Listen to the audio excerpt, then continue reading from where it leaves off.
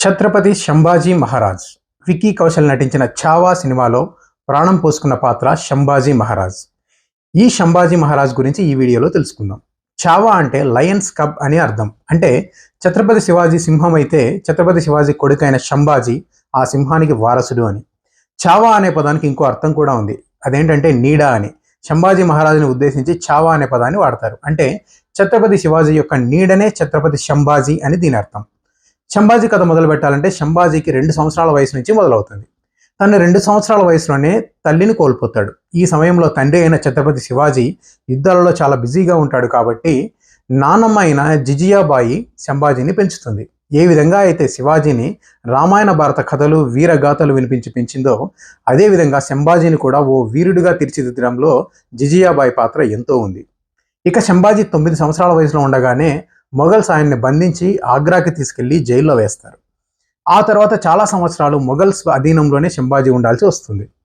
ఇక ఆ తర్వాతి కాలంలో సంభాజీ యేసుబాయి అనే అమ్మాయిని పెళ్లి చేసుకుంటాడు. యేసుబాయి సంభాజీకి తగిన భార్య. అంతఃపురంలో మాత్రమే కాకుండా రాజ్యపాలన వ్యవహారాల్లో యుద్ధ తంత్రాల్లో సైతం యేసుబాయి పాత్ర ఉంది. ఇక సంభాజీ 23 సంవత్సరాల వయసు వచ్చేసరికి ఛత్రపతి శివాజీ మరణిస్తాడు. అప్పటి నుంచి రాజ్య భారం అంతా సంభాజీ మహారాజ్ పైన పడుతుంది. శివాజీ మరణం తర్వాత ఇక మరాఠా ప్రాబల్యం తగ్గిపోతుంది అనే అపోహలో మొఘల్స్ ఉంటారు. అది నిజం కాదు అని నిరూపించేందుకు సంభాజీ మొఘల్ సామ్రాజ్యంపై ఎన్నో దండయాత్రలు చేశాడు. అయితే ఈ యుద్ధాల్లో సంభాజీ సైన్యం 20,000 మంది మాత్రమే, ఔరంగజేబ్ సైన్యం 8 లక్షల మంది.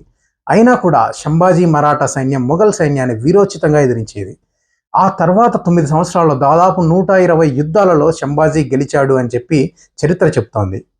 మరి ఇంతటి వీరుడైనటువంటి సంభాజీ ఎలా ఓడిపోయాడు, ఎలా చనిపోయాడు?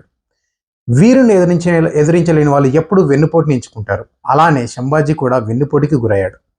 స్వయాన తన భార్య సోదరుడైనటువంటి గనోజీ సంభాజీని మోసం చేశాడు.